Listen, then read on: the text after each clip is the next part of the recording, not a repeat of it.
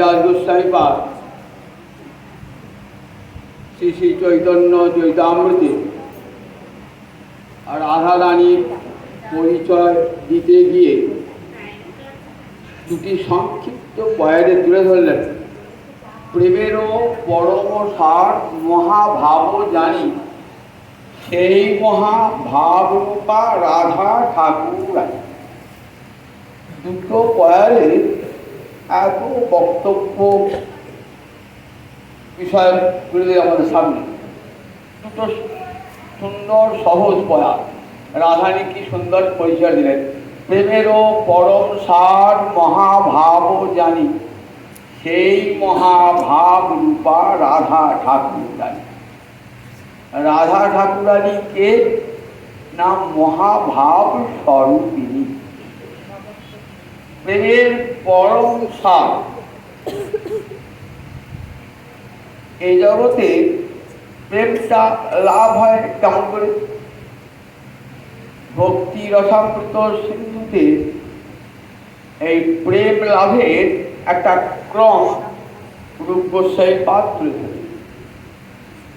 আদৌ শ্রদ্ধা, তত সাধু সঙ্গ, তত ভজন ক্রিয়া, তত অনর্থ নিবৃত্তি, তত নিষ্ঠা, তত রুচি, তত ভাব। তারপর তাহলে দেখুন, প্রথমে হলো শ্রদ্ধা, আদৌ শ্রদ্ধা, শ্রদ্ধার আদৌ শ্রদ্ধা, তারপরে সাধু সঙ্গ বা গুরুপাদাশ্রয়, তারপরে শুরু হলো ভজন, তারপরে যত অনর্থ আসবে সে অনর্থগুলিকে দূর করতে হবে, তারপরে নিষ্ঠা, তারপরে রুচি, তারপরে আসক্তি, তারপরে ভাব, আর এই ভাবের পর হলো প্রেম। এই প্রেমটা আবার ঘনীভূত হয় কেমন? একটা দুধকে মেরে মেরে মেরে মেরে যেমন দুধটা কেমন হয়, একবারে কড়ায় ফোটাচ্ছেন তো ফোটাচ্ছেন তো ফোটাচ্ছেন, এবার আস্তে আস্তে আস্তে দুধের সেই তরল ভাবটা থাকে কি থাকে না, শক্ত কাঠ করা হয়ে যায়। বলে এইবার প্রেমটা বৃন্দাবনে গিয়ে পরিপাক হচ্ছে। স্নেহ, মান, প্রণয়, রাগ, অনুরাগ, ভাব, ভাব। তাহলে কতগুলো স্তর পেরিয়ে তবে মহাভাব। প্রেমের পর স্নেহ, তারপরে মান, তারপরে প্রণয়, তারপরে রাগ, তারপরে অনুরাগ, তারপরে ভাব, তারপরে মহাভাব। তাহলে কোন স্তরে পৌঁছাবে একবার? এই মহাভাবের আবার দুটো স্তর, অধিরূঢ় আর রূঢ়। অধিরূঢ় আবার দুটো স্তর, মাদন এবং মদন। রাধারানী এই মাদন স্তরে অধিষ্ঠিতা। তাহলে বুঝে রাখবার, এই রাধারানীকে কি আমরা বুঝতে পারি? কারণ ভক্তি যেটা প্রথম স্তর আদৌ শ্রদ্ধা, সেটাই তো আমাদের নাই। তাহলে এই রাধারানীকে বুঝবো কেমন করে? শুধু গুরু মুখে শোনা, কিন্তু উপলব্ধিতে কোনোদিনই আনতে পারবো না যে রাধারানী কি বস্তু। শ্রদ্ধা মানে গুরুবাক্যে, শাস্ত্রবাক্যে বিশ্বাস। বলুন দেখি, আমরা গুরুর কাছ দীক্ষা নিয়ে কজনার অন্তরে এই গুরুবাক্যে দৃঢ় বিশ্বাস বা শাস্ত্রবাক্যে বিশ্বাস হয়েছে? বিশ্বাস নেই। তাহলে ভক্তির যেটা প্রথম স্তর, সেই স্তরটাই লাভ করতে পারি নাই। তাহলে রাধারানীর যে এতটুকু আছে, সে রাধারানীকে বুঝবো কোন শক্তিতে? রাধারানীকে বুঝবো কোন শক্তিতে? তাই সেটি উপলব্ধি করবার ক্ষমতা আমাদের নাই। তার কথা শুনলে তার তো একটা প্রভাব আছে মনে একটা পরিবর্তন এনে দেয়। সর্বভাবত গমল্লাসী মাদন অয়ং পরাৎপর, রাজতে হ্লাদিনী সার রাধায়াম এব সদা।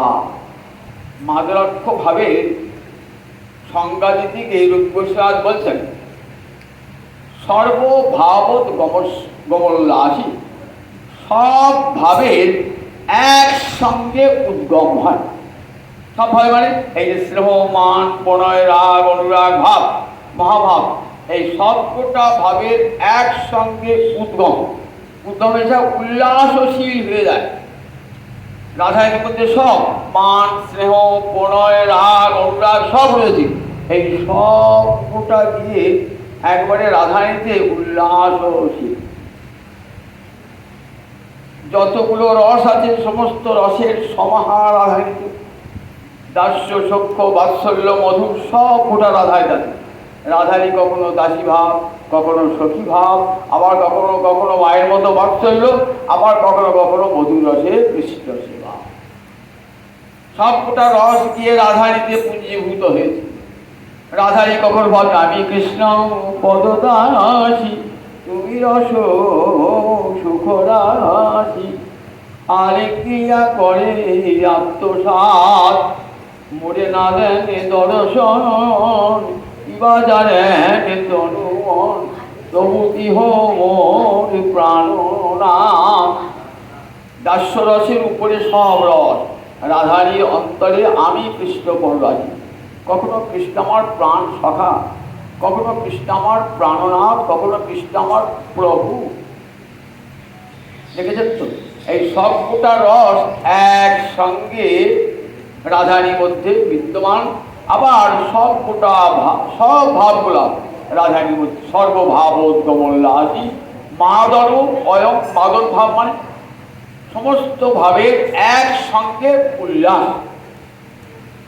পরাৎপর মানে পর মানে শ্রেষ্ঠ, তার চেয়েও শ্রেষ্ঠ, তার উপর পরাৎপর। সর্বভাবোদ্গমোল্লাসী মাদনু অয়ম পরাৎপর, রাজতে হ্লাদিনী সার। বলছে এই হ্লাদিনী সার বস্তুটা কোথায়?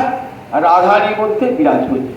রাধায়াম এব, একমাত্র রাধা রানীতে রাধায়াম যুক্ত এব, সত্যি করে রাধায়াম এব। অর্থাৎ এব কথা দিলে কেন, এই অব্যয়টা দিলে কেন? রাধারী ছাড়া আর কারো মধ্যে এই মহাভাব নাই, একমাত্র রাধারীর মধ্যেই আছে এই মহাভাব। ভগবান বলে ভগবানেও নাই এই মহাভাব, গোবিন্দেও নাই এই মহাভাব। তাই রাধায়াম এব য সদা, একমাত্র রাধা রানীতেই এই মহাভাব। দেখেছেন তো, যা ভগবানেও নাই। যে প্রেম কি করে, মারয়তি জগৎ সর্বং, জগৎকে নাচায়। কাকে কাকে নাচায় বললেন? এই প্রেমেতে কৃষ্ণকে নাচায়, জগৎকে নাচায়। গোবিন্দ বলছেন না, শ্রীরাধারে প্রেম গুরু আমি শিষ্য নর, নিত্য রামা নানা নিত্যে নাচায় উদ্ভট। এই প্রেম জগৎকে নাচায়, আবার গোবিন্দকে নাচায়। যে গোবিন্দ জগৎকে নাচায়, যে গোবিন্দ প্রেমের একটু কণা পেয়ে শিব নাচে, ব্রহ্মা নাচে, ইন্দ্র নাচে, আর সেই গোবিন্দকে নাচাচ্ছে কে? রাধারানী সেই গোবিন্দকে নাচাচ্ছে। তাই বুঝি রাখবার, রাধারানীর কথা কি মুখে বলা যায়? যে গোবিন্দের সামান্য প্রেমে পাগল হয়ে মহাদেব নৃত্য করছেন, ইন্দ্র নৃত্য করছেন, ব্রহ্মা নৃত্য করছেন, আর সেই গোবিন্দকে নাচায় রাধারানী। তাহলে কত উঁচুতে একবার রাধারানীর প্রেম দেখুন। তার আমরা হদিস শুনলে পেতে পারি কোথায় রাধারানীর প্রেম কত উঁচুতে, আর আমরা কত নিচে রয়েছি। অথচ আমাদের দৃষ্টি যাবে না রাধারানীর প্রেমের দিকে। মা দেবতী জগৎ সর্বং, গোবিন্দকে মা তো আড়া করে দেন। গোবিন্দ যেসে লোক নাই, কিন্তু গীতায় ভগবানকে কি বলেছে? পুরুষোত্তম। জগতে যত পুরুষ আছে সমস্ত পুরুষের মধ্যে শ্রেষ্ঠ, ব্রহ্মা ইন্দ্রাদি সবার মধ্যে শ্রেষ্ঠ তিনি পুরুষোত্তম। লোকে বেদে চ পতিত পুরুষোত্তম। তাহলে গোবিন্দ পুরুষোত্তম। তো আমরা জানি প্রকৃতি চঞ্চলা হয়, কিন্তু পুরুষ স্থির। পুরুষ স্থির, প্রকৃতি চঞ্চলা। প্রকৃতি কি করে? প্রকৃতির ধর্ম হচ্ছে পুরুষকে চঞ্চল করে তোলা। কিন্তু দেখবেন এই জগতে ছোটখাটো গাছ দেখবেন বাতাস দিনই নড়ে, কিন্তু বট গাছ যেমন স্থির হয়েছে, যত ঝড় দেখ সে নোয়াবে না। যদি তাকে নোয়াতে পারে, নড়াতে পারে, তবে জানবো বাতাসের শক্তি, বায়ুর শক্তি। তাই এই জগতে গোবিন্দ কেমন? গোবিন্দ স্থির। জগতে গোবিন্দকে নড়াতে পারে না, জগতে আমাকে আপনাকে নড়াবে, কিন্তু ভগবানকে নড়াতে পারে, ভগবানকে টলাতে পারে এমন শক্তি জগতে আজ পর্যন্ত নাই। বলে একমাত্র কে পারে না? রাধারানীর প্রেম ওই গোবিন্দকে পর্যন্ত টলিয়ে দিতে পারে। তাহলে বুঝুন সেই প্রেমের শক্তি কতখানি, যে প্রেমের শক্তিতে পুরুষোত্তম গোবিন্দ পর্যন্ত চঞ্চল হয়ে যায়। তার প্রমাণ বলে দেখো, রাধারানীকে একবার দেখবার জন্যে গোবিন্দ কত ছদ্মবেশ ধারণ করেছে বলুন দেখি একবার। কখনো যোগী হয়েছে, কখনো নাপিতানির বেশ ধারণ করেছেন, কত কত বেশ, কখনো বাজিকরের বেশ ধারণ করেছেন। এক গোবিন্দ রাধারানীকে একবার শুধু চোখের দেখবার জন্যে কত বেশ ছদ্মবেশ। তাহলে বোঝা যায় যে ভগবান মিথ্যা বেশ ধারণ করেছে, ভগবানকে মিথ্যার আশ্রয় গ্রহণ করতে হচ্ছে রাধারানীকে দর্শন করবার জন্য। এখানে কি বোঝা যায় যে গোবিন্দ কেমন চঞ্চল হয়েছেন? গোবিন্দ স্বরূপে যেতে পারেন নাই, মিথ্যার বেশ ধারণ করে রাধারানীকে দর্শন করেছেন। তাহলে বোঝা যায় যে এই প্রেমের কত শক্তি। চিরাধার প্রেম গুরু আমি শিষ্য নর, নিত্য আমার নানা নৃত্যে নাচায় উদ্ভর। আমাকে নানা নৃত্যে নাচায় রাধা রানী। রাধা কৃষ্ণ প্রণয় প্রকৃতি রাধিনী শক্তি, রস্মাদ একাত্মানাবপি ভূমি পুরা দেহ ভেদঙ্গত উতৌ, চৈতন্যাক্ষং প্রকট মধুনা তদ্বয়ং চৈক্যমাপ্তম, রাধা ভাবদূতি সুবলিতানি নৌমি কৃষ্ণ স্বরূপম। এই রাধা রানীর প্রেমের শক্তিটা আমরা কখন দেখতে পেলাম বলুন দেখি? যখন রাধা রানীর ভাবকান্তি নিয়ে কৃষ্ণচন্দ্র নবদ্বীপে গৌর হয়ে এলেন, তখন বোঝা গেল যে রাধারানীর প্রেম কত বড়। রাধা কৃষ্ণ প্রণয় বিকৃতি, রাধারানী আর কেউ নন, কৃষ্ণ প্রেমের পরিপাক। প্রেমের মূর্তি থাকে না, প্রেমের মূর্তি থাকে না, প্রেম একটা হৃদয়ের বৃত্তি। জগতে কোনো প্রেমে দেখেছেন হৃদয়ে যে প্রেম আছে তার মূর্তি আছে? তার তো মূর্তি নাই। কিন্তু সেই প্রেম কখনো কখনো মূর্তি ধারণ করে। প্রেম তো অমূর্ত, সে অমূর্ত প্রেম বৃন্দাবনে মূর্তি ধারণ করেছে। যখন অমূর্ত তখন গোবিন্দের সঙ্গেই রয়েছে, আর যখন মূর্ত তখন গোবিন্দতে পৃথক হয়েছে। কেন? লীলা করবার জন্য। রাধা কৃষ্ণ এক আত্মা দুই দেহ ধরি, অন্যান্যে বিরসয় রস আস্বাদন করি। একে তো লীলা হয় না, দুই হতে হবে। তাহলে দুই হতে কি করতে? দুই তো নাই জগতে। শ্রুতি বলেছে একম এব অদ্বিতীয়ম ব্রহ্ম, এক ব্রহ্ম ছাড়া জগতে আর দ্বিতীয় কেউ নাই। তাহলে হচ্ছে গোবিন্দ দ্বিতীয় চাইছেন, দ্বিতীয় নইলে খেলা হবে না, তো লীলা হবে না। একাকী নৈব রমতি, একাকী তো খেলা হয় না, দুই চাই। তাহলে দুই হতে গেলে গোবিন্দ নিজেকেই দুই করেছেন, আর একটি দেহ পৃথক করেছেন। গোবিন্দের বাম অঙ্গ থেকে রাধা রানীর আবির্ভাব হয়েছে, গোবিন্দের বাম অঙ্গ থেকে। তাহলে রাধারানীও যা, গোবিন্দ তাই। গোবিন্দের বাম অঙ্গ থেকে রাধা রানীর আবির্ভাব, অখণ্ড রসবল্লভা গোবিন্দের আবির্ভাব, রাধারানীর আবির্ভাব গোবিন্দের বাম অঙ্গ হতে। তাহলে রাধারানীর আবির্ভাব মূলত গোবিন্দের বাম অঙ্গ হতে। কিন্তু লীলা করবার জন্য আমরা কি দেখি? লীলার জন্য আমরা দেখি যে রাধারানী একটা পৃথক মূর্তিতে আবির্ভূত হয়েছে লীলা করবার জন্য। কিরকম? আমরা দেখি রাধারানীর এই যে আবির্ভাব, এই তারপরে যে লীলা, এই লীলা করবার জন্য ভগবান বহুবার এসেছেন, সঙ্গে সঙ্গে তার কান্তা শক্তিও বহুবার।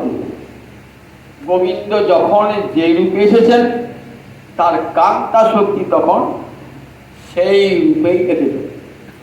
যখন নৃসিংহ মূর্তিতে এসেছেন তখন নারসিংহী শক্তি এসেছেন। যখন বরাহ রূপে এসেছেন তখন বারাহী মূর্তি, যখন বামন রূপে তখন বামনী মূর্তি, যখন রামচন্দ্র রূপে তখন সীতা রূপে এসেছেন। ভগবান যখন যে রূপে আসবেন তার শক্তিটা তখন সেই রূপেই আসবে। যখন তিনি নারায়ণ তখন রাধারানী লক্ষ্মী, যখন দ্বারকায় তখন রুক্মিণী সত্যভামা, আবার যখন বৃন্দাবনে রাধা বৃন্দাবনে বনে, আবার যখন বৃন্দাবনে তখন রাধা মূর্তি। এক ভগবান কত রূপে লীলা করেছেন, তার কান্তা শক্তিও তেমনি তত রূপে লীলা করে জগৎকে আনন্দ করেছেন। আজ এই ভাদ্র শুক্লাষ্টমী তিথি বিশাখা নক্ষত্র তিথি, সেই সময়ে রাধারানীর জন্ম। ভাদ্র মাস শুক্লপক্ষের অষ্টমী তিথি, গোবিন্দের জন্ম ভাদ্র মাসে কৃষ্ণপক্ষের অষ্টমী তিথি। তার ঠিক 1 বৎসর পরে ভাদ্র মাসে শুক্লপক্ষের অষ্টমী তিথিতে রাধারানীর আবির্ভাব। কিরকম আবির্ভাব আমরা দেখি পুরাণে, ভবিষ্য পুরাণে একটা কাহিনী রয়েছে। রাধারানী আবির্ভাবে বহু কাহিনী, বহু পুরাণ আছে। এই কল্পে এক একটা কল্পে রাধারানী পৃথক পৃথক রূপে আবির্ভূত হয়ে। কল্প কাকে বলে? ব্রহ্মার একটা দিনকে বলে একটা কল্প। সত্য, ত্রেতা, দাপর, কলি, এমনি করে কি হয় একটা চতুর্যুগ। 71 চতুর্যুগে 1 মন্বন্তর, 14 মন্বন্তরে ব্রহ্মার 1 দিন, আবার 14 মন্বন্তরে ব্রহ্মার 1 রাত। তাহলে একটা দিন যখন হবে সেটা একটা কল্প, যেই কল্প শেষ হয়ে যায়, পোড়া হয়ে যায়, আবার সৃষ্টি সব ধ্বংস হয়ে যায়। আবার যখন গোবিন্দের ইচ্ছা হয় আমি এক আছি বহু হব, তখন কি হয়, আবার সেই জলের মধ্যে থেকে আবার সৃষ্টি হবে। এক একটা কল্প। এই যে কল্প চলছে, এই কল্পে বৈবস্বত মন্বন্তরে অষ্টাবিংশতি দাপরে কৃষ্ণ এসেছেন নন্দের নন্দন রূপে। তার যে শক্তি রাধারানী, রাধিনী যা মহাশক্তি সর্বশক্তি বৈয়সী তৎসারভূতা রাধা। রাধারানী গোবিন্দের আনন্দিনী শক্তি, যে শক্তি প্রেমের মূরতি। সেই আনন্দিনী শক্তির আবির্ভাব ভবিষ্য পুরাণে দেখতে পাই। সূর্যদেব কঠোর তপস্যা করতেন। কোথায় তপস্যা করছেন? মন্দর পর্বতে, মন্দর দ্রোণীম আসাধ্য। মন্দর একটা পর্বত আছে, নাম শুনেছেন তো? এই পর্বতটা কখন দরকার ছিল দেখি? যখন ক্ষীর সমুদ্র মন্থন করা হয়, লক্ষ্মীকে তোলা হয়, তখন এই মন্দর পর্বত দণ্ড হয়েছিল। দণ্ড মানে যে দণ্ড যেরকম ননি মাখন মন্থন করা হয়, তেমনি ক্ষীর সমুদ্র মন্থন করবে এই মন্দর পর্বত। এই মন্দর পর্বতে একটা গুহায় সূর্যদেব তপস্যা করছেন। কতদিন তপস্যাটা? দেব পরিমাণে 1000 বছর, দিব্য বর্ষ সহস্রাণি। দেব পরিমাণে 1000 বছর। দেব পরিমাণ মানে আমাদের 6টা মাস দেবতাদের একটা দিন, আমাদের 6টা মাস দেবতাদের একটা রাত। এখন দেবতাদের রাত, আষাঢ় মাস থেকে দেবতাদের রাত। আবার দেবতাদের দিন কখন শুরু হয় বলুন দেখি? উত্তরায়ণ সংক্রান্তি মাঘ মাস থেকে দেবতাদের দিন। মাঘ মাস থেকে আষাঢ় মাস পর্যন্ত দেবতাদের দিন, আর আষাঢ় মাস থেকে একবার পৌষ মাস পর্যন্ত দেবতারা ঘুরছে রাত। তাহলে একটা দিন দেখুন 24 ঘন্টা কেমন লাগলো। তেমনি করে ব্রহ্মা একটা দিন, এমনি করে দেব পরিমাণে 1000 বছর। তাহলে একটা দিন মানে দেখুন আমাদের একটা বছর, দেবতাদের একটা দিন। এরকম দেব পরিমাণে 1000 বছর তপস্যা করছেন। জল নাই, কোনো খাদ্য নাই, আহার নাই, নিদ্রা নাই, তপস্যা, সুকঠোর তপস্যা। এই তপস্যা এমন ঊর্ধ্বে ভূ ভুব মহ জন তপসত্ব, এই সপ্তরও কম্পিত হল। দেবরাজ ইন্দ্র ভাবছেন এমন কে তপস্যা করছে গো, যে আমার দেবলোকটা পর্যন্ত কেঁপে উঠছে, ব্রহ্মলোক কেঁপে উঠছে, ব্রহ্মা ভাবছেন। তখন বলে দেখো ওরা প্রলয় আসবে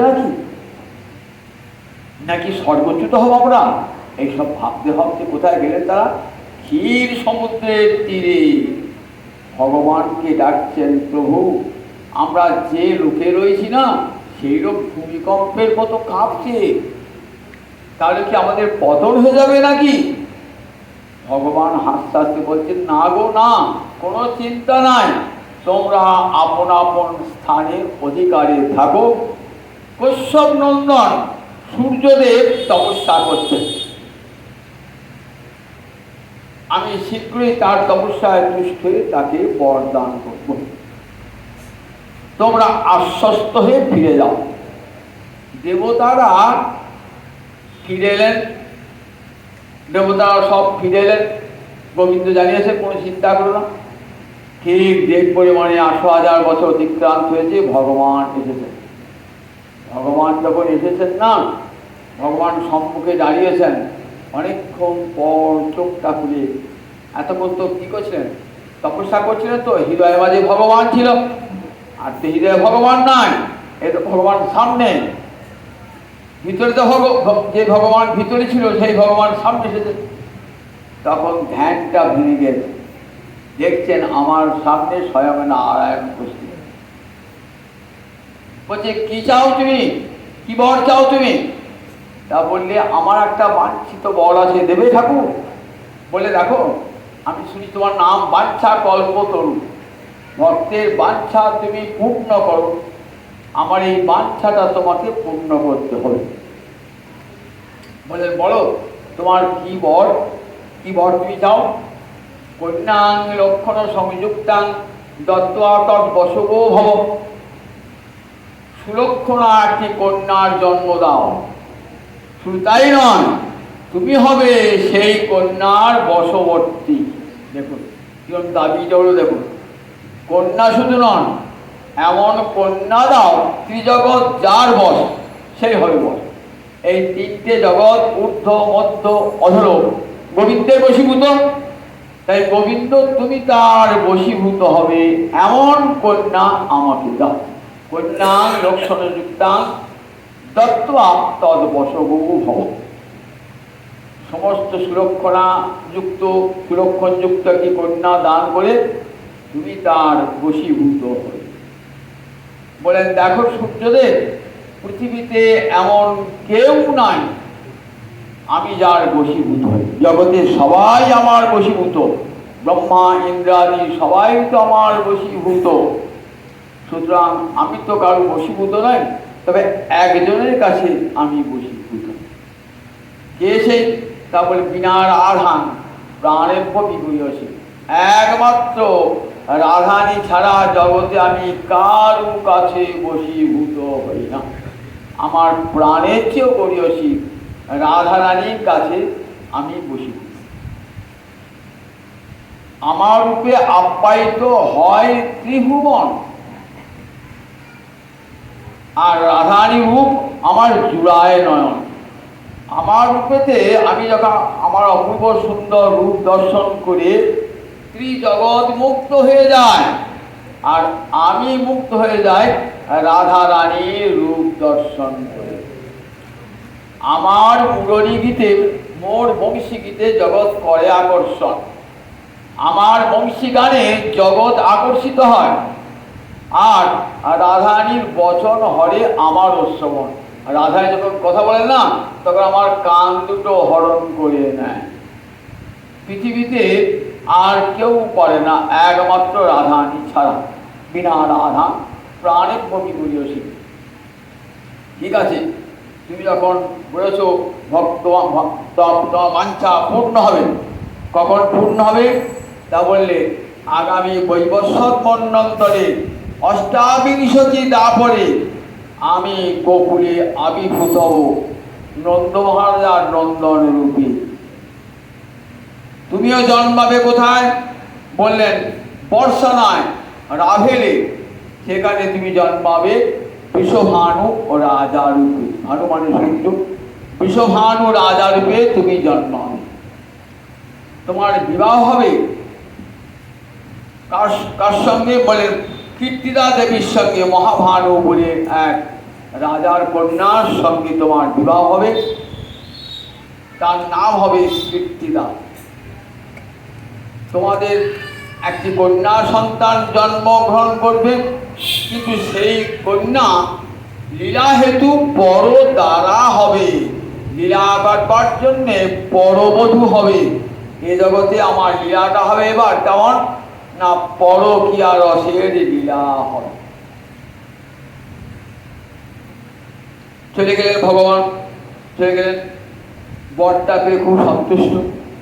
যথাসময়ে বৈবস্বত মন্বন্তরের অষ্টাবিংশতি দাপরে এই সূর্যদেব কোথায় জন্মালেন?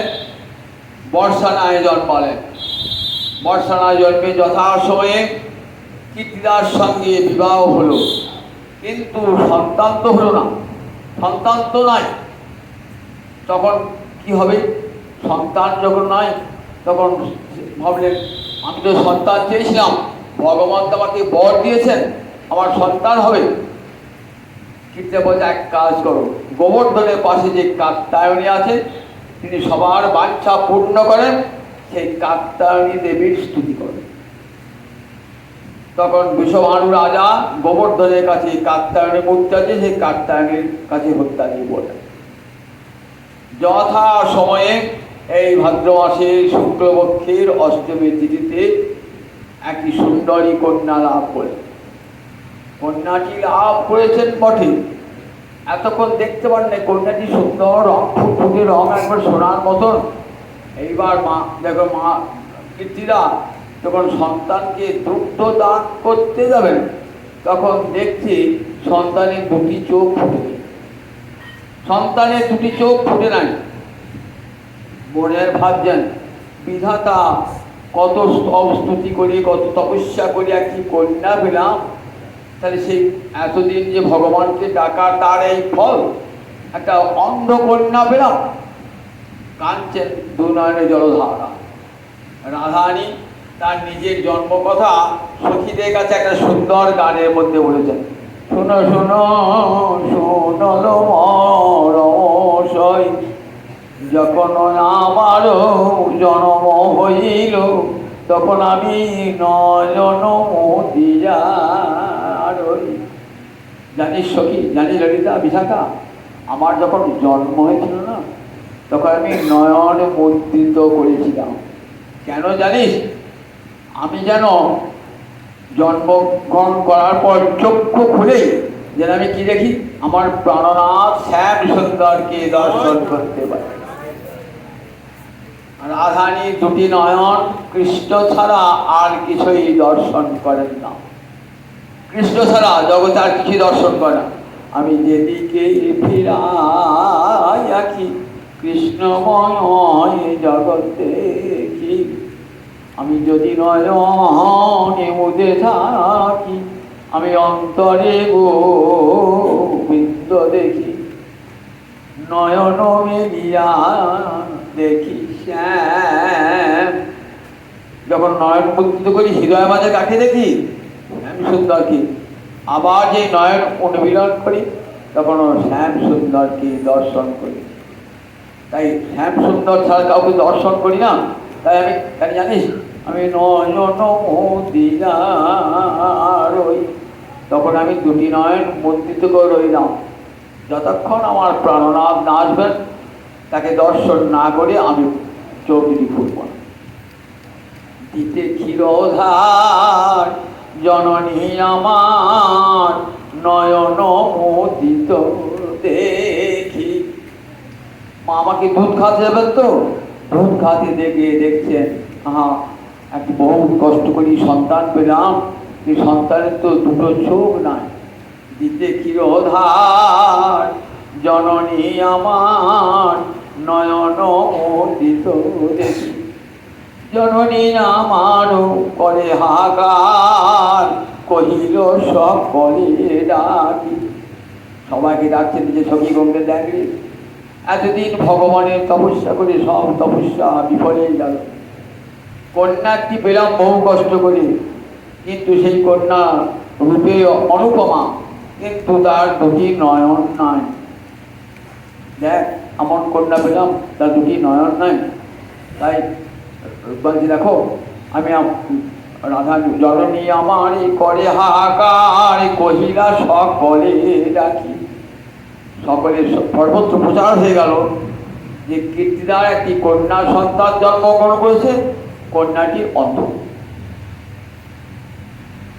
সেই কথা শুনে, সে কথা শুনিয়া জননী যশোদা বধূরে লইয়া পড়ে। মা যশোদা রয়েছেন কোথায়? মা জগন্নাথের মা যশোদা রয়েছেন, শুনতে পেয়েছেন তারই বান্ধবী কীর্তিদা কি সন্তান হয়েছে।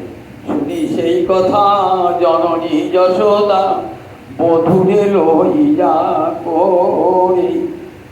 আমার প্রাণনাথকে গোবিন্দকে কোলে করে আসছে। শুধু গোবিন্দ নয়, মা রোহিণী বলরামকে শ্রাবণী পূর্ণিমায় বলরাম হয়েছে। আর আগায় আসছেন কে? বড়াই বুড়ি যোগমায়া, যিনি রাধা মাধবের মিলন ঘটাবেন, যিনি বড়াই বুড়ি আসছেন। শুনি সেই কথা জননী যশোদা বধূরে লইয়া করি। আমারে দেখিতে আইলা তুরিতে সুতিকা মন্দির দ্বারে। কই রে সই কীর্তিদা, তোর কন্যা দেখি। বলি সুতিকা মন্দির দ্বারে এসেছেন, মা রোহিণী এসেছেন, যশোদা এসেছেন, বড়াই বুড়ি এসেছেন। তখন কাঞ্চন কীর্তিদা হও করি দেখাইয়া রানী কহিছেন বাণী। দেখি বলছেন, দেখো এই কি ছিল মোর কপালে, করিয়া সাধনা পীড়াবন্ধ কন্যা, বিধি এত দুঃখ দি। দেখো সাধনা করে কন্যা পেলাম, কিন্তু সেই কন্যা অন্ধ। তখন মাকে এসেছেন, মাকে প্রণাম। মা যশোদা বয়সে বড় তো, মা যশোদাকে রোহিণীকে প্রণাম করছে। উঠো উঠো বলি করে ধরি তুলি, বসালো যত্ন করি। প্রণাম করছে, তোকে হাত ধরে করতে ওর কাঁদিস না কাঁদি না বলে মা যশোদা হাত ধরে ধরে ধরে বসে। হেন এই সময়ে মায়ে দেওয়া গিয়া বধূ পরশিল রে। কোল থেকে নামিয়ে দিয়েছিল গোবিন্দকে। এবার দুটি হাত দিয়ে করতে হলো, কোল থেকে নামাতে হবে তো, কোল থেকে নামিয়ে দিয়েছেন তো।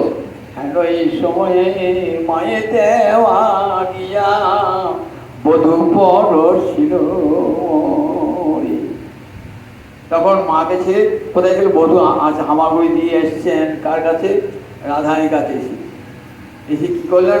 রাধারানীর নয়ন কমলে তার দুই করকমল স্পর্শ করেছেন। দিতে গায়ে হাত মোর প্রাণনাথ, অন্তরে পারল সুখ। বুঝতে পেরেছেন? গোবিন্দের অঙ্গের পরশ রাধারানী ছাড়া কেউ বুঝতে পারে? এই গোবিন্দের অঙ্গের পরশ বুঝতে পেরেছেন।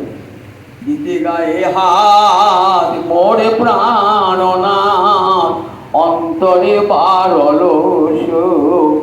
তখন আমার কি অনুযায়ী হাসিয়া কাঁদিয়া আঁখি প্রকাশিয়া আমি হেরিল বধুর। আমি হাসিয়া কাঁদিয়া আঁখি প্রকাশিয়া হেরিল বধুর। তখন একদিকে আমার হাসি, একদিকে কান্না, দুটো মিশেছে। বেশি কেমন? তখন আমি হাসিয়া কাঁদিয়া হেরিনু বধুর মুখ, আমার প্রাণনাথের বদন দেখতে পেলাম। ওই বদন দেখবার জন্যেই তো আমি নয়ন মুদ্রিত করেছিলাম। তখন যশোদা কি করলেন? মা যশোদা কীর্তিদা তখন আমারই কল্যাণে করিলা বিবিধ দান। তখন আনন্দিত মনে মা যশোদা এবং মা কীর্তিদা বিবিধ দান করলেন, সবাইকে ব্রাহ্মণ পুষ্টমাদুকে দান করলেন।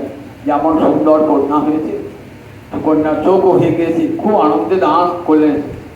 তারপরে সুজন যে জন জানে সেই জন, কুজনে নাহি কো জানি। যারা কুজন তারা জানে রাধারানী, তার রাধারানী অন্ধ হয়ে জন্মেছে। সুজন জানে দেখো সত্যিকারের রাধা অন্ধ নয়। অন্ধ হয়েছেন কেন? কৃষ্ণ রূপ ছাড়া কাউকে তিনি দর্শন করেন না জগতে, একমাত্র কৃষ্ণ রূপ ছাড়া। লাখ লক্ষ লক্ষ যুগ হিয়ে হিয়ে রাগ, তবু হিয়ে জীবন না গেল। জনমবধি হাম রূপ নিহারণু নয়ন না তিরোহিত ভেল। জনম অবধি হাম রূপ নিহারণ নয়ন না তিরোহিত ভেল। আমার দুটি নয়নের তৃপ্তি হলো না, শ্যাম রূপ দর্শন করে আমার দুটি নয়নের ক্ষুধা পেল না। বুঝেছেন তো? কারণ রাধারানী গোবিন্দকে দর্শন করেন প্রেমের কাজল মাখা নয়নে। আমাদের একবার দর্শন করে আজ বেঁচে যায়, আর যায় না। কিন্তু রাধারানীর আশ মেটে না। দেখেছেন তো? রাধারানী আজ গোবিন্দকে দর্শন করে যতবার গোবিন্দ দর্শন করেন ততবার কি ভাবেন? ততবার ভাবছেন নূতন গোবিন্দ, নূতন গোবিন্দ, নূতন গোবিন্দ। সেই অনুরাগ বাখানিতে ধীরে ধীরে নূতন হই। যতবার গোবিন্দ দেখছেন মনে হচ্ছে এই গোবিন্দ কোনোদিন দেখিনি। ললিতা বিশাখাকে বলছে, জানিস ললিতা, জানিস বিশাখা, আমি কোনোদিন কৃষ্ণ দেখি নাই। সে কি, তুই কৃষ্ণ দেখিস নাই? তুই জন্মতে কৃষ্ণ দেখছিস, কেউ দেখিস নাই? বলে না, আমার সমগ্র কৃষ্ণ দেখা হয় নাই। দেখা হয় নাই কেন রে? মানের পর যখন কৃষ্ণকে নিয়ে যেতাম তখন তুই অবাক দৃষ্টিতে নির্নিমেষ নয়নে অপলক নয়নে তাকিয়ে রয়েছিস গোবিন্দ রূপের দিকে। আর তুই গোবিন্দ দেখিস নাই? তবে হ্যাঁ দেখতাম ঠিকই, জানিস তখন গোবিন্দের যে অঙ্গে আমার দুটি নয়ন নিবদ্ধ তো সেই অঙ্গ ছেড়ে আর কোথাও যেত না। আমি যদি নখে দৃষ্টি করতাম দুটো নখে, তাহলে দেখতাম কি সেই 10টা নখ যেন 10টা চন্দ্র এসে খণ্ড হয়ে নখেতে স্থান নিয়েছে। এত নখের সুন্দর সৌন্দর্য, আমি সেই নখের দিকেই তাকিয়ে থাকতাম। তাই সমগ্র কৃষ্ণ আমার দর্শন হয় না। দেখেছেন তো কেমন রাধারানীকে, রাধারানী গোবিন্দ দর্শনে কেমন আকুলতা গোবিন্দ দর্শনে, যে গোবিন্দ দর্শন করে তার স্বাদ মিটছে না। যতবার দর্শন করছেন ততবার ধীরে ধীরে নূতন হয়, ধীরে ধীরে যতবার দেখছেন। কেন?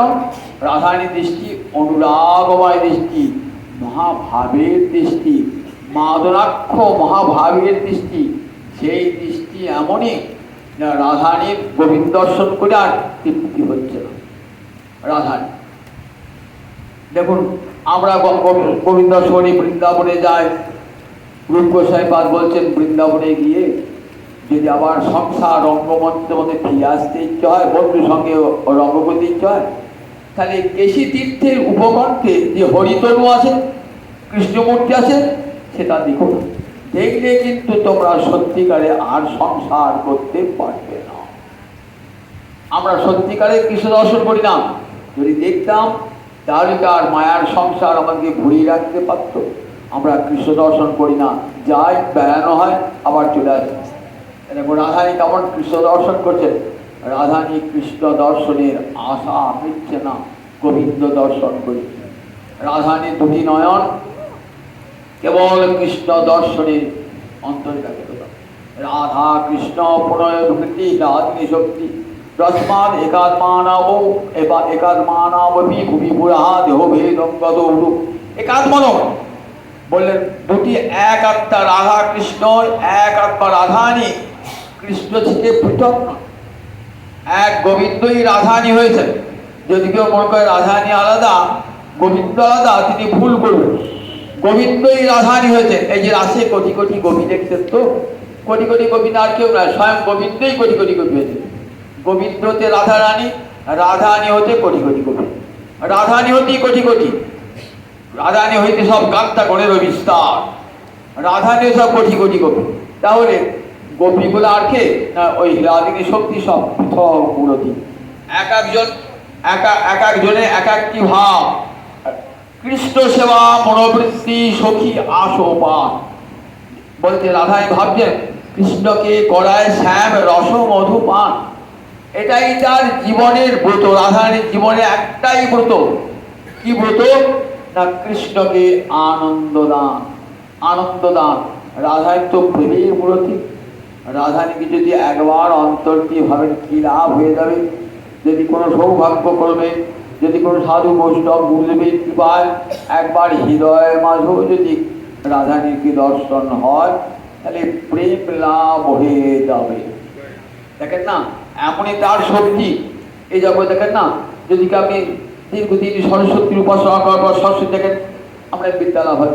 যেমন কালিদাস মূর্খ ছিলেন, যে সরস্বতী দর্শন করলেন একবারে মুখ দিয়ে বাক্য উচ্চারণ করলেন, সরস্বতীকে দর্শন করার সঙ্গে সঙ্গে বিদ্যা লাভ হয়ে গেল। এমন প্রভাব। লক্ষ্মী, আমরা যদি লক্ষ্মীকে দর্শন করেন তাহলে এগুলো আমরা ধনের অভাব থাকবে না। কুবের লক্ষ্মীকে দর্শন করেছেন, ধনের অভাব নাই। আপনি মা কালীকে দর্শন করেন তাহলে আপনি হৃদয়ে শক্তি লাভ হয়ে যাবে। যদি দুর্গাকে দর্শন করেন সমস্ত কল্যাণ দুর্গতি নাশ হয়ে যাবে। ঠিক তেমনি যদি রাধানীকে হৃদয়ে দর্শন করেন, দর্শন সত্যি, তাহলে হৃদয়ে প্রেম লাভ হয়ে যাবে। গৌরহরিকে দর্শন করার সঙ্গে সঙ্গে লোকে প্রেম পেতেন কেন? গৌরকে দর্শন করে, কৃষ্ণকে দর্শন করে প্রেম পেতেন না, কিন্তু গৌরাঙ্গকে দর্শন করে সকলে প্রেম লাভ করত। হরি বলি বাহু তুলি প্রেম দৃষ্টে চায়, করিয়া কল্মষ নাশ জগত ভাষায়। আমার গৌরহরি যখন নৃত্য করছেন না, একবার যে তাকাচ্ছে ওই গৌরহরির অঙ্গেতে যে তাকাচ্ছে না, সঙ্গে সঙ্গে প্রেম লাভ হয়ে যাচ্ছে। কেন বলছি কি? কৃষ্ণ তো ভিতরে, বাইরে তো রাধারানী, বাইরে তো রাধানী। রাধারানী তার প্রতিটি অঙ্গ গড়িত করে কৃষ্ণকে আবৃত করেছেন। তাই সবটাই রাধার বাইরে, সবটাই রাধা মূর্তি। তাই গৌরহরিকে দর্শন করার সঙ্গে সঙ্গে একটা হরিণ হরিণী মৃগ মৃগী তারা প্রেমে নৃত্য করছে। অতি বড় পাপিষ্ঠ জন তারাও প্রেমে নৃত্য করছে, জগায় মাধায় পদ্য প্রেমে নৃত্য করছে। দেখুন এত বড় ক্ষমতায় প্রেমের, এত বড় শক্তি। তাহলে রাধারানী প্রেমের মূর্তি, প্রেমের মূর্তি রাধারানী।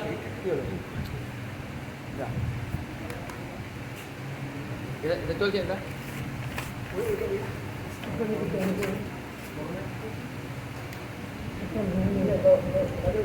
হ্যালো, রাধারানী প্রেমের মূর্তি। এই প্রেমে বলছেন নারদ মন্ত্রতে বলা আছে যে দেখো সা ভগবতী কদাচিৎ ঈক্ষতে।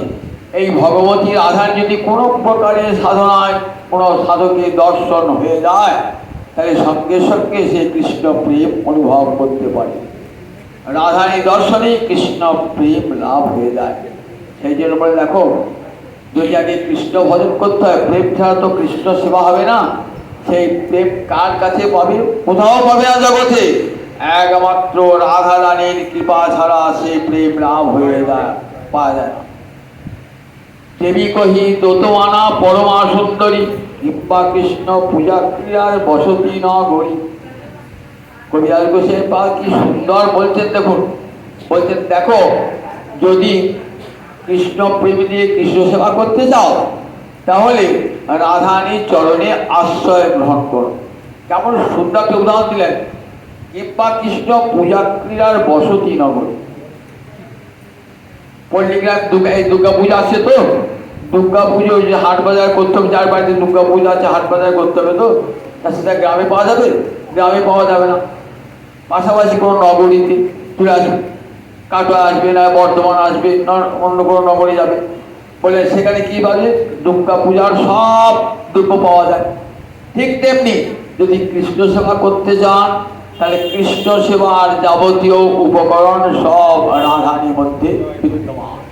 রাধারী তাহলে গোবিন্দ পেতে হলে কি করতে হবে? সর্বাগ্রে রাধারী নাম, রাধারী করুণা লাভ করলে তবে কৃষ্ণ পাওয়া যায়। সেই জন্য আগে রাধারীর সেবা, পরে কৃষ্ণ সেবা। এই রাধারীর আর একটা জন্মের কাহিনী তুলে ধরেছেন রূপ গোস্বামী পাদ তার ললিত মাধব নাটক। সেটা তার অন্য কল্পের জন্ম কাহিনী। অন্য কল্পে, কল্প মানে ব্রহ্মার একটা দিনে একটা কল্প হয় বললাম, অন্য কল্পে বললেন বিন্ধ্য পর্বতে অন্তরে খুব বাসনা হয়েছিল। কি বাসনা হয়েছিল? যে হিমালয়ের বড় অহংকার, কি অহংকার? না, আমার জামাই কে জানো? আমার জামাই দেবাদিদেব মহাদেব, তিনি কৈলাসে থাকেন, এমন জামাই পেয়েছি। তাই বিদ্যবাবু তন্ত্রী ছিল আমার জামাই এমন হবে যে মহাদেব তার স্মরণ গ্রহণ করবে। অন্তরে বাচ্চা জেগেছে, কি করবেন? ব্রহ্মা সুকঠোর তপস্যা করলেন। ব্রহ্মা দেখা দিলেন, বলেন কি চাও? তা বললেন, আমি চাই এমন জামাতা, এমন কন্যা যে তার স্বামী হবে, যে তার স্বামীকে স্বয়ং মহাদেব পর্যন্ত স্তুতি করবে। বললেন বাবা, তাহলে তো কৃষ্ণকে পেতে হবে, তাহলে তো রাধানীকে পেতে হবে। রাধানী ছাড়া তো কৃষ্ণকে পাওয়া যাবে না। তখন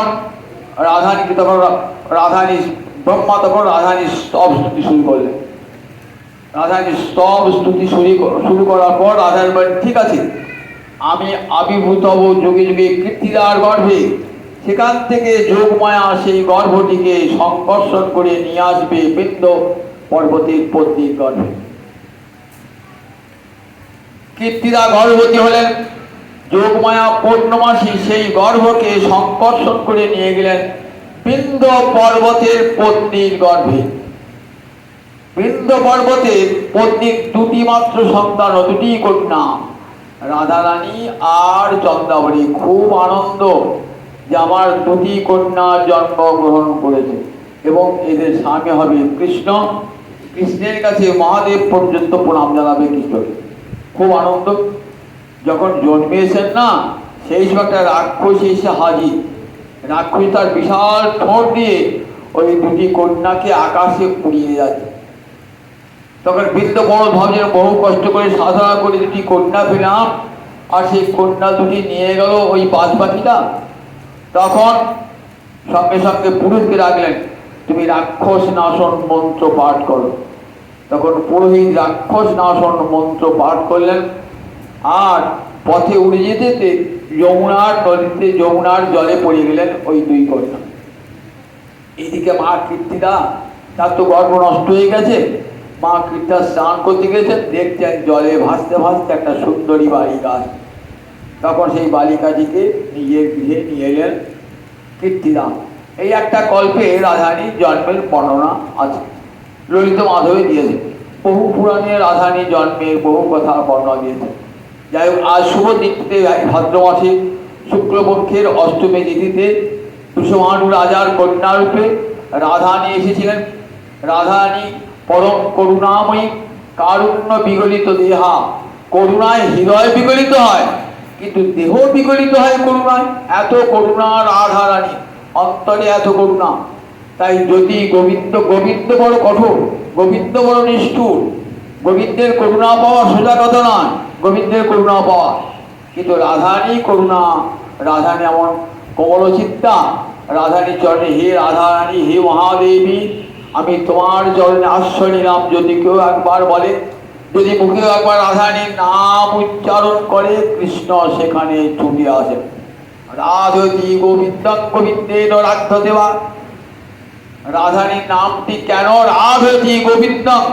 গোবিন্দকে আরাধনা করেন। আবার কেউ বলেন গোবিন্দই দ্বারা রাধারানী আরাধিত হন। জগতে গোবিন্দ কার আরাধনা করেন? একমাত্র রাধারানীর আরাধনা করেন।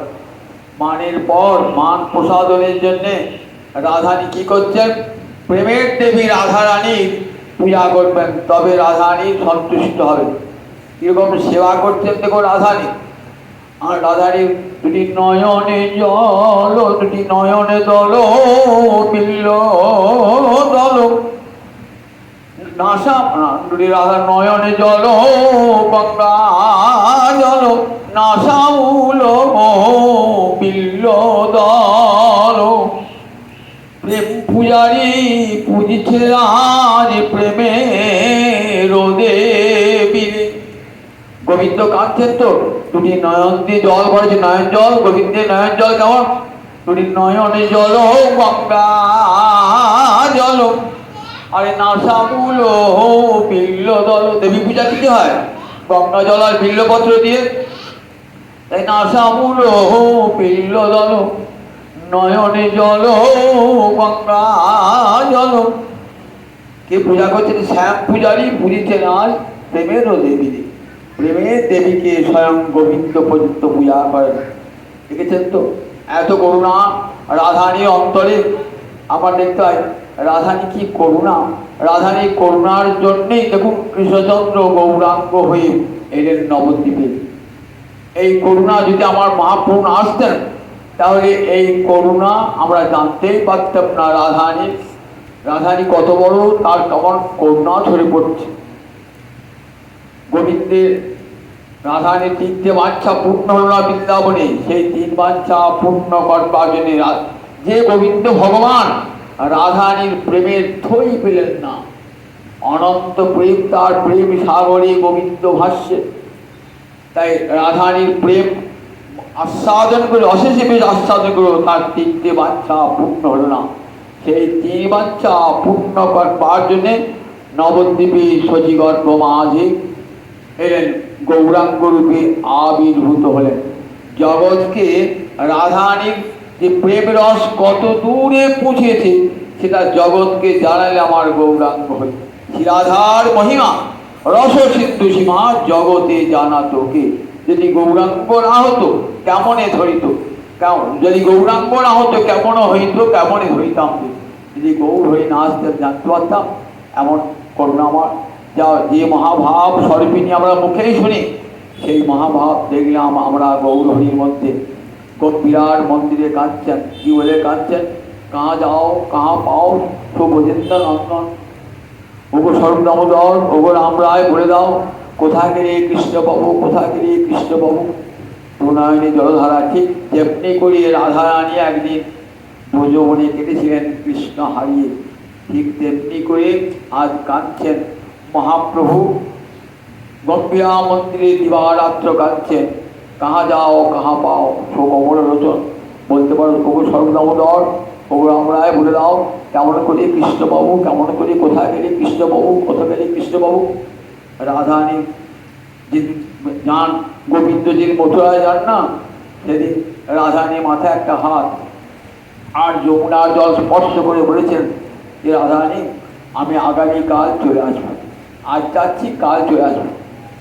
তারপর কতকাল চলে গেল আর তো গোবিন্দ এলেন না। শতবৎসরের বিরহ ভোগ করতে হইল। কেন বলতো তিনি?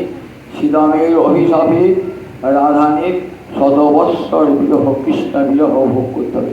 যেমন ভৃগুমুনির অভিশাপে রামচন্দ্রকে পত্নী শোক পেতে হয়েছিল। ভৃগুমুনির পত্নী পুলমা তিনি অসুরদের কন্যা ছিলেন, তো কাজে অসুরদের আশ্রয় দিতেন। এটা জেনে বিষ্ণু কী করেছিলেন? পুলমাকে হত্যা করেছিলেন। তখন ভৃগুমুনি বলেছেন তুমি আমার পত্নীকে হত্যা করলে, দেখো এই পত্নী শোক তোমারও হবে। রাম অবতারে তুমি এসে এই পত্নীর জন্য কেঁদে কেঁদে মনে বেড়াবে। ঠিক তেমনি দেখুন বিরজার সঙ্গে প্রেমে মাতোয়ারা গোবিন্দ তো রাধানী এসে জানতে পেরেছেন শ্রীরাম দ্বারের রক্ষী। শ্রীরাম দ্বার খুলে দাও। বললেন না আদেশ নাই। বললে আদেশ নাই, আমি দ্বারে যাবো। বললেন দেখো আমি তোকে অভিশাপ দিলাম, তুমি অসুর হয়ে জন্মাবে। দেখুন শ্রীরামও সঙ্গে অভিশাপ দিলেন, দেখো আমাকে বিনা কারণে অভিশাপ দিলে আমিও তোমাকে অভিশাপ দিচ্ছি, শতবৎসর ব্যাপী কৃষ্ণ বিরহ যন্ত্রণা তোমাকে ভোগ করতে হবে। এইসব লীলার ব্যাপদেশে অভিশাপ শুধু লীলার জন্যে, শতবৎসর বিরহ ভোগ করবার জন্যে রাধানী নেমে এলেন বৃন্দাবনে।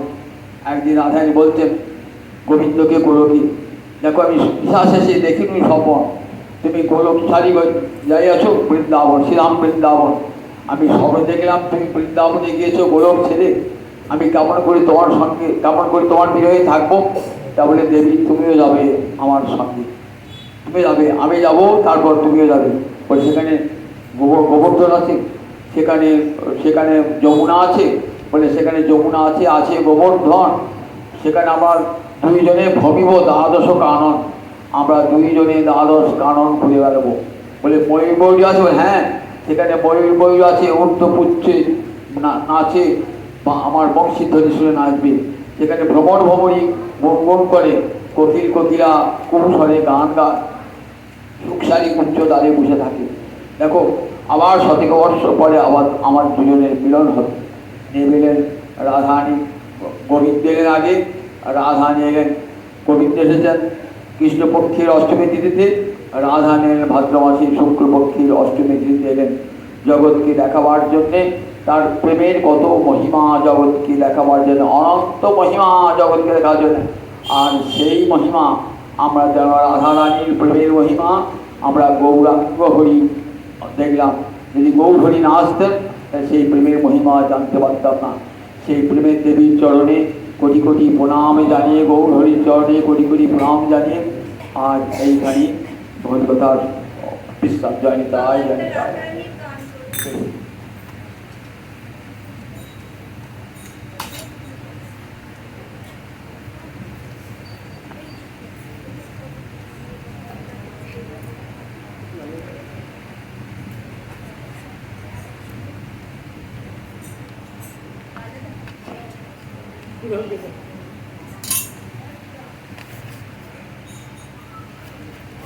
ভাদ্র শুক্লাষ্টমী তিথি বিশাখা নক্ষত্র তথি। ভাদ্র শুক্লাষ্টমী তিথি বিশাখা নক্ষত্র তথি। ভাদ্র শুক্লাষ্টমী তিথি বিশাখা নক্ষত্র তথি।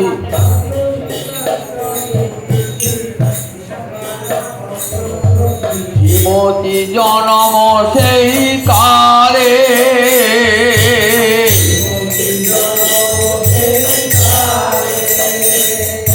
শ্রীমতী জনম সেই কালে।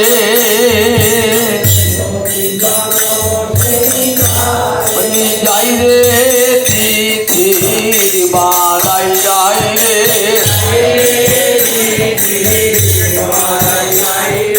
যাই রে তিথি বালাই যাই রে। মহালক্ষ্মী এলেন যারে ঘরে, যাই রে তিথি বালাই যাই রে।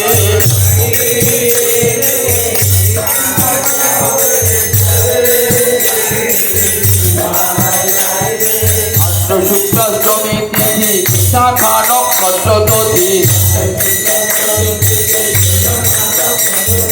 শ্রীমতী জনম সেই কালে,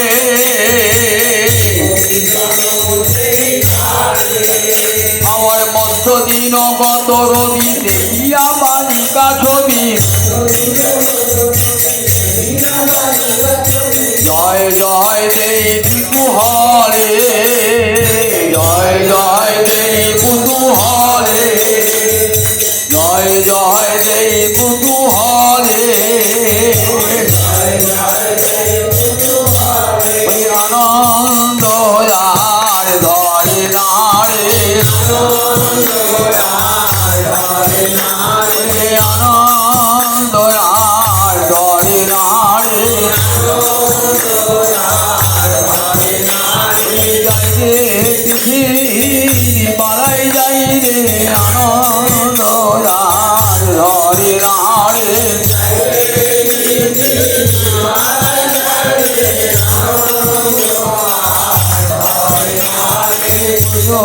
লক্ষ্মী এলো, লক্ষ্মী এলো বিষ্ণু রাজার গৃহে, আনন্দ ধরে নারে।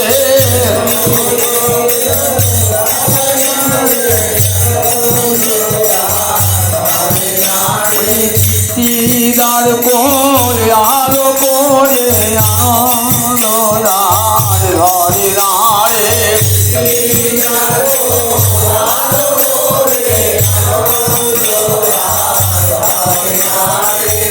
ভানু ঘুরে প্রতি ঘরে ঘরে, জয় রাধে শ্রী রাধে বলে, জয় রাধে শ্রী রাধে বলে। রাধা রানীর জয় দেয় গো, রাধা রানী জয় দেয় গো।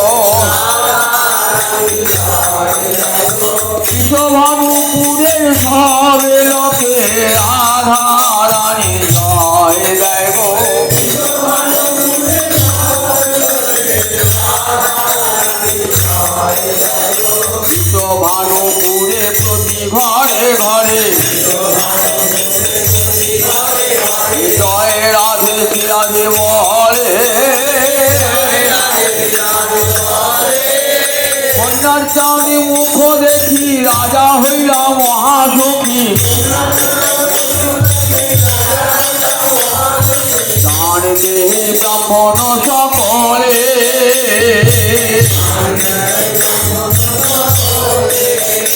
আমার নানা দ্রব্য হস্তে করি নগরের যত নারী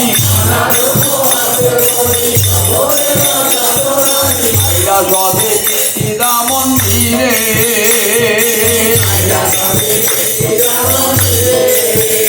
বলি অনেক পুণ্যের ফলে দৈব হইলা অনুকূলে যেন বালিকা মিলে তোরে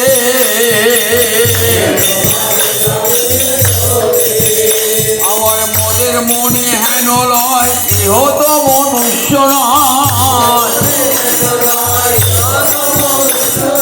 মদের মনে হেন লয় ইহ তো মনুষ্য নয় জলে কেবা জনমিলা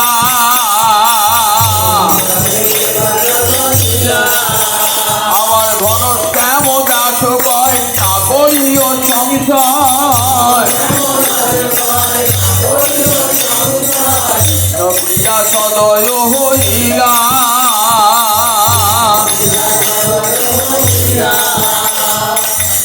প্রিয়া সদয় হইলা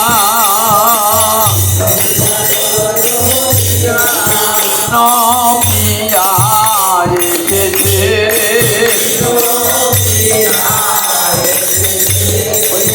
দিদার পয়ার পরে প্রিয়া এসেছে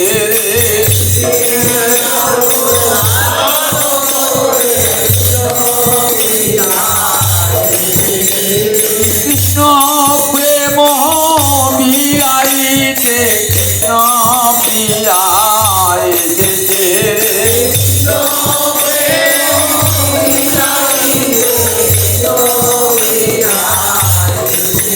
কৃষ্ণ প্রেমে জগৎ ভাষায়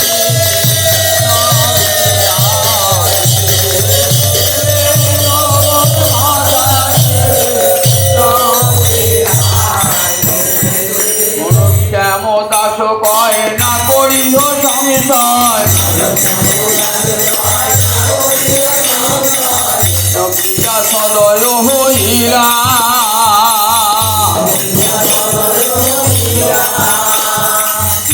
প্রিয়া সদয় হইলা। জয় জয় রাধে।